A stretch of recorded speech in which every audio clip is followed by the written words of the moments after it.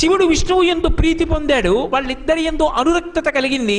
ఆ అనురక్తి చేత కొడుకు పుట్టాడు. ఆ కొడుకు అయ్యప్ప స్వామి. అయ్యప్ప స్వామి చేతిలో మహిషి సంహారమైంది, లోకములు కాపాడబడ్డాయి. అందుకు అమ్మవారు ఆ నాటకం ఆడింది.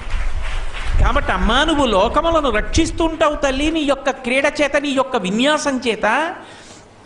కాబట్టి ఇప్పుడు మీకేమర్థమైంది? విష్ణువు ఎవరో కాదు, అమ్మవారే. అందుకే ఇద్దరు అలంకార ప్రియులు. ఆవిడ గొప్ప అలంకారం చేసుకుంటుంది. మా స్వామికే ఉంది అలంకారం. తెల్లవారకట ఆయనకు ఉన్నటువంటి ఆ కవచం తీసి పక్కనెట్టేస్తారు అంతే అర్చకులు. అంతే పాపం ఆ మల్లికార్జునలింగం అలా ఉంటుంది చక్కగా. మహా అయితే ఏం చేస్తారు? హారతులు ఇస్తారు, తీసుకొచ్చి వరుస క్రమంలో పెడతారు. శివలింగానికి అలంకారమే ఉంది. అంతే పక్కన కూర్చొని రుద్రాధ్యాయం చెప్తుంటే నీళ్లు పోస్తుంటారు, తేనె పోస్తుంటారు, పాలు పోస్తుంటారు, పెరుగు పోస్తుంటారు, వాటిలో తడిచిపోతుంటాడు, కూర్చుంటాడు. అదే మా తల్లి అయితే అభిషేకం అందరి ముందు పుచ్చుకోదు. తెర వెనక ప్రధాన అర్చకులు చేస్తే చక్కగా బ్రహ్మాండ